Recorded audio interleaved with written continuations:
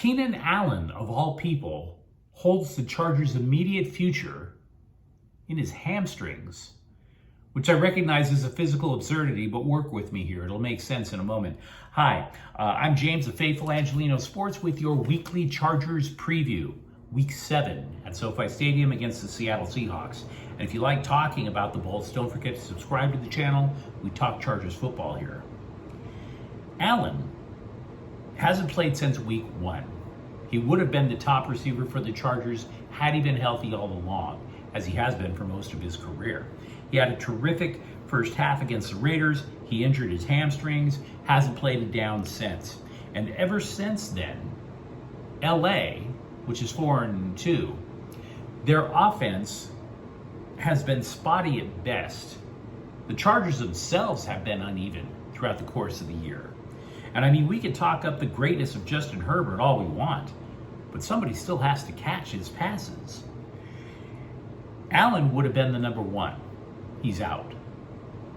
Joshua Palmer, who would normally be the number 3 receiver, is definitely out. He's in the concussion protocol.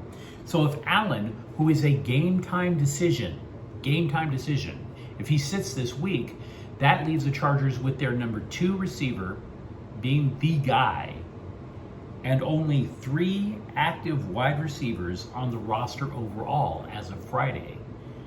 So you're not giving Herbert a great bunch of options to throw the ball to. If Allen does pass on playing this game, Seattle now has a legitimate chance to win, despite some of their profound flaws. I mean, if you take a moment and step back and look at Seattle, they were lousy last year. And there was a little heat on Pete Carroll. He was no longer a deity up there. So what does Carroll do? Well, he fires his entire defensive coaching staff, trades Russell Wilson, and hands the keys of the offense over to Geno Smith, a journeyman, a career backup, if you will.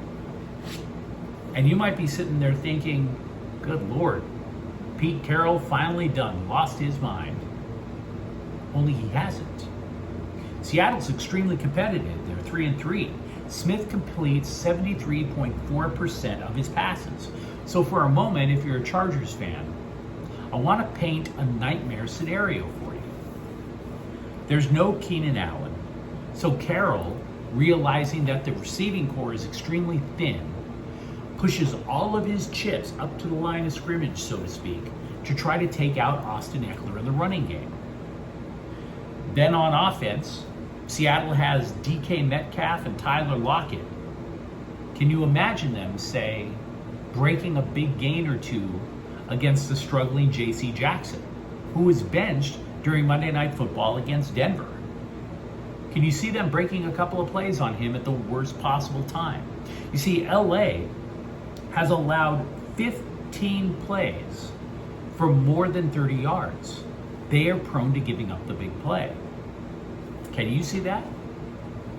Because I can. I really can. That's how important it is for the Chargers that Keenan Allen plays, in my opinion. Because that would give the Chargers options on offense that they otherwise might not have on Sunday. See, both defenses, the Chargers and the Seahawks, they're under scrutiny because LA allows about 25 points per game. Seattle allows 28. So we both know that they can score. They can get scored against. The question is, which team then has more options to score? And I recognize that Herbert is way better than Geno Smith, but Seattle has the receivers. And even though Rashad Perry broke his leg, Kenneth Walker filled in admirably for him so far. The man rushed for 97 yards last week. So again, they're the team with more offensive options.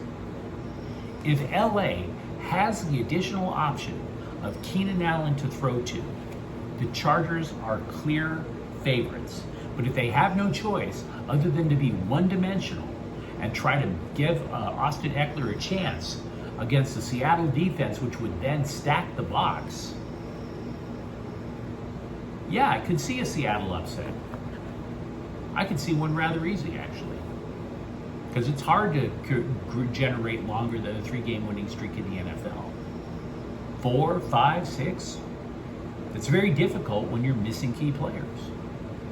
Leave me some comments in the comments thread. Tell me what you think. Now, if you enjoyed this clip talking Chargers football, don't forget to subscribe to Faithful Angelinos. Like I said, we talk about the Bolts here. Thank you for watching.